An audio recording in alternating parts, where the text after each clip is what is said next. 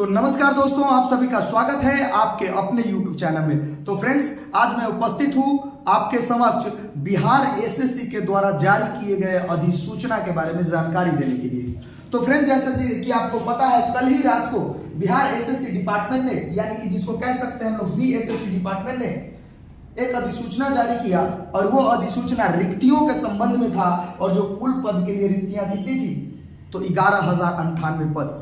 काफी दिनों से बच्चों को इंतजार था कि ये वैकेंसी आज आएंगी, कल आएंगी, परसों आएंगी।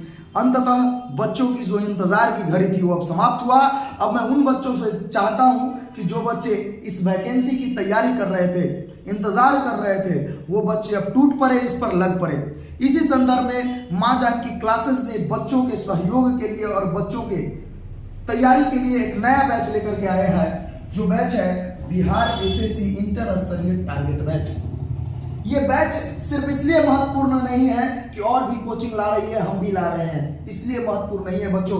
इस बैच के माध्यम से हम आपको टोटल जो करवाने जा रहे हैं बच्चों, वो 12,000 प्रश्न करवाने जा रहे हैं। यानी कि 12,000 प्रश्नों का संग्रह देंगे, जो किस पर आधारित होगा, तो BSSC के पैटर्न पर आधारित होगा।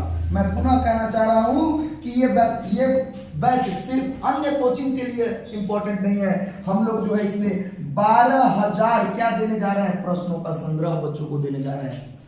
ये जो बैच होगा 2 शिक्षकों के माध्यम से आपको तैयारी कराई जाएगी, एक अमन सर के द्वारा और दूसरे दीपक सर के द्वारा। ये बैच बाबू 2 घंटे की क्लासेस होंगी। और ये बैच कब से आ रही है, तो 2 अक्टूबर से ये बैच आ रही है। 2 अक्टूबर से फुल फ्लेजर के साथ 2 अक्टूबर से ये बैच आ रही है। और हमारा जो पता है वो पता कहां पर है, तो देखिएगा, postal park, Ramnagar road, opposite road number 4, Patna 01। ठीक है। हमारा मोबाइल नंबर है 93 72 48 75 99 और एक है 82 10 70 25 50। किसी भी बैच के बारे में जानकारी के लिए हमारे इस नंबर पर कांटेक्ट कर सकते हैं। महा धमाका ऑफर के साथ हम लोगों ने मात्र इस बैच का जो फी रखा है वो 1550। अब देखिएगा, बहुत बच्चे के मन में होगा कि सर बहुत बड़ा बड़ा इंस्टीट्यूट 500 में रखा है, 700 में रखा है ऑनलाइन का, लेकिन ये ऑफलाइन का फीस है बच्चे 1500 कितना 50। इसमें जीके जीएस की फुल तैयारी कराई जाएगी। जीके जीएस का जो सिलेबस की बात अगर हम करें, तो सिलेबस में 70 से 75 नंबर आपको पूछा जाएगा, जीके और जीएस एवं करंट अफेयर। एवं मैं आपको बता दूं बच्चों कि इसी में मैथ और रीजनिंग भी 70 से 75 होंगे, यानी कि टोटल 75 होगा। तो जीके जीएस का बोलबाला हमेशा है और हमेशा रहेगा। लेकिन मैं ये नहीं कहता हूं कि सिर्फ जीके जीएस, सभी सब्जेक्ट की आपको तैयारी, मैथ भी उतना ही जरूरी है जितना कि जीके जीएस है, और जीके जीएस जितना जरूरी है उतना ही रीजनिंग जरूरी है इस तैयारी के लिए आपको लिए। ठीक है। अब चलते हैं सिलेबस पर, जो अधिसूचना जारी की गई उस पर। तो बच्चे, मैं आपको बताना चाहता हूं मात्र 1550 में ये बैच शुरू हो रही है। बैच 2 अक्टूबर से शुरू हो रही है, एडमिशन स्टार्ट है। तो आइए और एडमिशन लीजिए और बैच में एनरोल करवाइए स्वयं को। इसमें हम ये नहीं कहते, हमारा जो टैगलाइन है वो टैगलाइन देखिए क्या है हमारा टैगलाइन। तो हमारा टैगलाइन है बच्चों, हमारा टैगलाइन है 2 दिग्गजों की जिम्मेदारी अब की बार राजस्व अधिकारी। हम ये नहीं कहते कि बच्चों को सिर्फ राजस्व अधिकारी बनाएंगे, इस बार हम स्वयं को राजस्व अधिकारी बनाने का ठाने हैं। और इसमें बच्चों के साथ साथ टीचर भी मेहनत करेंगे, और मेहनत ऐसा होगा कि 12,000 का जो संग्रह दिया जाएगा, मैं आपसे वादा करता हूं वो 75 क्वेश्चन से बाहर नहीं जाएगा। ये 75 क्वेश्चन आपको इस 12,000 के अंदर मिल जाएंगे। तो आइए और हमारे साथ जुड़िए। ठीक है। चलते हैं आज की अधिसूचना के बारे में जानकारी देने के लिए। तो ये देखिएगा, यही है जो बिहार सरकार, बिहार कर्मचारी चयन आयोग के द्वारा जारी किया गया नोटिफिकेशन है। ठीक है। जो बिहार सरकार ने कल रात को जारी किया, जिसमें टोटल पदों की संख्या मैं पुनः बताना चाहता हूं कितना है, तो 11,098 पदों के लिए है। ये जो है बाबू इंटर स्तरीय, जो यानी कि इंटर जो बच्चे पास कर लिए हैं और जिनका एज क्राइटेरिया 18 वर्ष हो चुका है, कब तक, यानी कि 4 अगस्त तक। 4 से 6 अगस्त तक, यानी 4 से 6 अगस्त 2023 तक जिनका क्या पूरा गया है 18 वर्ष और वो इंटर कर चुके हैं, वो बच्चे ऐसे फॉर्म को भर सकते हैं। ये जो 11,098 पद है बाबू, इस बार जो वैकेंसी है, जो रिजल्ट देने जा रही है, वो कितना गुना देने जा रही है, 5 गुना रिजल्ट देने जा रही है चयन आयोग। और ये 5 गुना यानी कह सकते हैं लगभग 55,000 जो है रिक्तियों का जो है रिजल्ट दी जाएगी पीटी में। ठीक है बाबू, चलिए आगे देखते हैं। इसका आवेदन जो होगा ऑनलाइन स्टार्ट होगा। कब से होगा? तो 27/9 यानी कि आने वाली 27 तारीख से इसका आवेदन आप भर सकते हैं, जिसका आवेदन की अंतिम तिथि होगी 11/23 यानी कि 11 नवंबर 2023 तक इसका अंतिम अवधि होगी।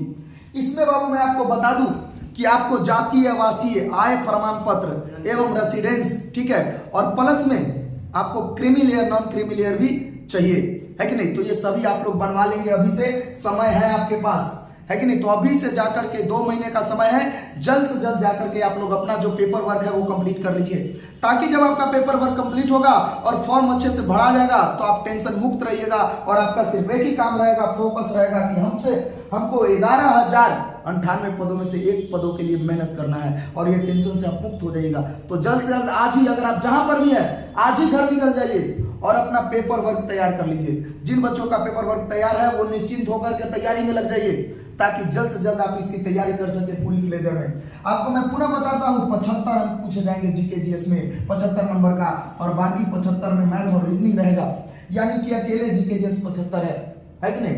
जिसको आप पहले 0 समझते थे, बहुत बच्चे जीके जीएस का बैच नहीं करते थे, अब उनको करना पड़ेगा। तो मैं कहता हूँ आइए और हमारे साथ मिलकर राजस्व अधिकारी के बनने का सपना को साकार कीजिए। चलिए देखेंगे बाबू आगे इसके बारे में। आगे अधिसूचना को कुछ पढ़ते हैं, ये पदों का है, आप लोग देख लीजिएगा क्या पद है। टोटल पद मैंने बता दिया है, 11,000 कितना है? तो 98 पदों के लिए, विभिन्न पदों के लिए विभिन्न रिक्तियां हैं, टोटल कुछ दिया हुआ है। ठीक है, अब मैं यहाँ पे आपको कुछ जो टर्मिनल बात है मैं वो बताऊंगा। देखिए, दिव्यांगत, वैसे बच्चे जो दिव्यांग है उसके लिए क्या है? तो वैसे बच्चे जो दिव्यांग है उसके लिए क्या है?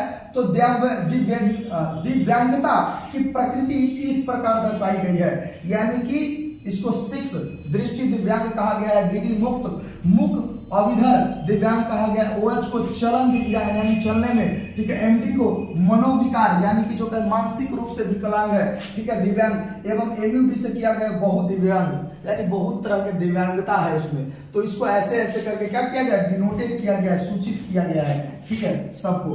अब आइए नोट दूसरा में देखते हैं। उपयुक्त सभी रिक्तियां औपबंधिक है जो घट बढ़ सकती है, यानी कि 11,098 पद में से कुछ घट भी सकता है और बढ़ भी सकता है। अमूमन देखने को यह मिला है कि ज्यादातर पद बढ़ती है, घटती नहीं है। ज्यादातर पदों की संख्या बढ़ती है, संभावनाएं होती है, घटती नहीं है कि नहीं? अब देखिए, प्रारंभिक परीक्षा के पूर्व सामान्य प्रशासन विभाग के माध्यम से जिन अधीक्षित विभागों के द्वारा संशोधित रिक्तियां अथवा नए पदों हेतु रिक्तियां जिनकी शैक्षणिक योग्यता इंटर होगी, यानी कि कहा गया है कि इसको भरने के लिए शैक्षणिक योग्यता क्या होगी बाबू? इंटर होगी, आयोग को सूचित की जाएगी। जितने भी बच्चों ने इंटर पास कर लिया है, जिनका 4 अगस्त तक 18 वर्ष पूरा गया है, वैसे बच्चे ये फॉर्म भर सकते हैं और तैयारी कर सकते हैं। आपके पास बहुत अच्छा सुनहरा चांस है। सबसे ज्यादा सुनहरा मौका तो उन बच्चों के लिए है जो 2022 में इंटर किया है, जिनका 18 वर्ष पूरा गया है लगभग। उन बच्चों के लिए नया नया तरोताजा, लगा दो 6 महीना खून पसीना और बन जाओ राजस्व अधिकारी। अपने माता पिता का सपना को साकार कर लीजिए आप। ठीक है, चलिए आगे बढ़ते हैं बाबू। इसका आगे देखते हुए आइए, आरक्षित कोटे हैं। आरक्षण किसे किसे प्राप्त है उनके बारे में हम देख लेंगे थोड़ा सा। आरक्षित कोटे के अभ्यर्थी अपनी जाति अनुरूप पूर्ण रूप से संतुष्ट होने के पश्चात ही आरक्षण कोटि का दावा ऑनलाइन आवेदन के संबंधित कॉलम में करेंगे एवं ऑनलाइन आवेदन करते समय उनके पास आरक्षण कोटि के अनुरूप सक्षम प्राधिकार से निर्गत प्रमाण पत्र, मैंने अभी भी बताया जातीय प्रमाण पत्र होना जरूरी है। पिछड़ा, अति पिछड़ा या जो भी प्रमाण पत्र हो उनके पास होना जरूरी है, तभी वो दावा कर सकते हैं कि मैं ओबीसी में हूं, मैं एससी में हूं, मैं एसटी में हूं, और उसी के द्वारा उसको क्या मिलेगी? आरक्षण का लाभ मिल पाएगा। ठीक है, चलिए ऑनलाइन आवेदन पत्र में दावा किए गए आरक्षण श्रेणी में किसी भी परिस्थिति में परिवर्तन नहीं किया जा सकता। यानी कि जब आप फॉर्म भरेंगे, जब ओबीसी, बीसी, एससी, एसटी भरेंगे तो ध्यान से वो परिवर्तनीय योग्य नहीं होगा, उसमें सुधार आप नहीं कर सकते हैं, नहीं किया जाएगा, तथा उस संबंध में किसी भी आवेदन पर विचार नहीं किया जाएगा। गलत आरक्षण का दावा करने पर उन्हें आरक्षित श्रेणी में माना जाएगा। यानी कि जब आप एसटी भर, आप ओबीसी है लेकिन रिजल्ट लेने के लिए अगर एसटी आप भर देते हैं तो रिजल्ट तो हो जाएगा, लेकिन आपको आयोग मान के चलेगा कि आप एसटी है, इसीलिए आप इस कट ऑफ के अंदर है, तो आपको उसका प्रमाण पत्र दिखाना होगा, तभी आपको माना जाएगा कि आप इसमें सफल हैं। नहीं तो आप एलिजिबल नहीं होंगे। मान लीजिएगा, अब देखिएगा अनुसूचित जाति, सेम उसी प्रकार का प्रमाण पत्र उनको देना पड़ेगा। ठीक है, तो आपको सारा प्रमाण पत्र बनाना है। ठीक है, चलिए आगे बढ़ते हैं।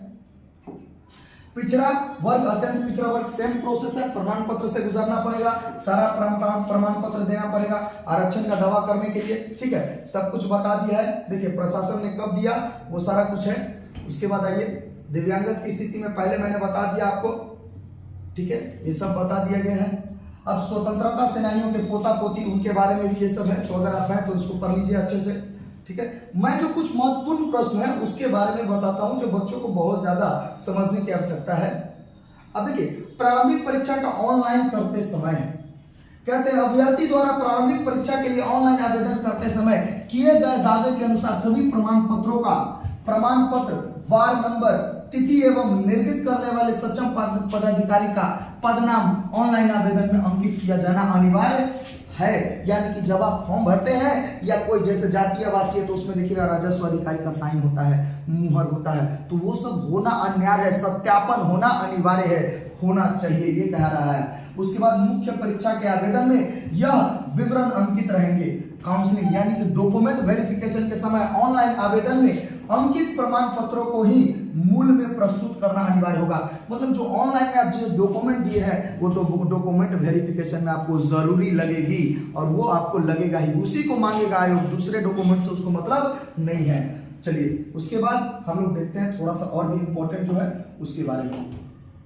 चलिए उम्र सीमा क्या होगी। बहुत से देखिए ये जो वैकेंसी है सिर्फ इंटर स्तरीय वालों के लिए नहीं है, यानी कि जो ग्रेजुएशन कर चुके हैं, जो मास्टर डिग्री कर चुके हैं लेकिन उसके पास एज लिमिट है, अभी एज है तो वो भर सकते हैं। यानी कि आपके कंपटीटर आपके बड़े भैया हो सकते हैं, आपके चाचा हो सकते हैं, तो कंपटीशन हाई है, तैयारी आपको करना पड़ेगा। अब देखिए बाबू एज सीमा क्या है। एज सीमा, न्यूनतम एज सीमा जो है बाबू, ये देखिए क्या लिखा हुआ है, अभ्यर्थी के उम्र सीमा की गणना दिनांक 1 अगस्त से, मैं 6 अगस्त 4 अगस्त बोल रहा था, लेकिन 1 अगस्त से, यानी कि 1 अगस्त से किया जाएगा। तो आज बहुत क्लास में बच्चे कंफ्यूज थे, कितने बच्चों का तो 4 अगस्त को पूरा है, कितने बच्चों का पूरा है, सितंबर में पूरा है, वो बच्चे सब कर रहे थे, तो वो सब तो एलिजिबिलिटी से बाहर हो जाएंगे, है कि नहीं। यानी कि 1 अगस्त 2023 के आधार पर की जाएगी। यानी मान लीजिए मेरा जन्म 18 वर्ष पूरने वाला है आज, और लेकिन 18 वर्ष मेरा पूरा 4 अगस्त को, तो मैं इस फॉर्म को भर नहीं पाऊंगा। लेकिन मेरा अगर एज पूरा है कब, 18 वर्ष, तो पूरा 1 जुलाई, या कह सकते हैं हम लोग 30 जुलाई या 29 जुलाई 2023 को पूरा है, तो मैं इस फॉर्म को क्या कर सकता हूं, भर सकता हूं। तो मतलब कि यही है, 1 अगस्त से पहले आपका क्या पूछ जाना चाहिए, 18 वर्ष। ठीक है, वो बताया गया है। अब देखिएगा आगे, इसमें बताया गया कि न्यूनतम आयु सीमा 18 वर्ष, ठीक है, अधिकतम आयु सीमा का आरक्षण है, आरक्षित किया गया है। अनारक्षित वर्ग यानी कि जनरल कैटेगरी को कितना, 37 वर्ष, अनारक्षित वर्ग महिला का 40 वर्ष, 5 वर्ष दिया गया छूट।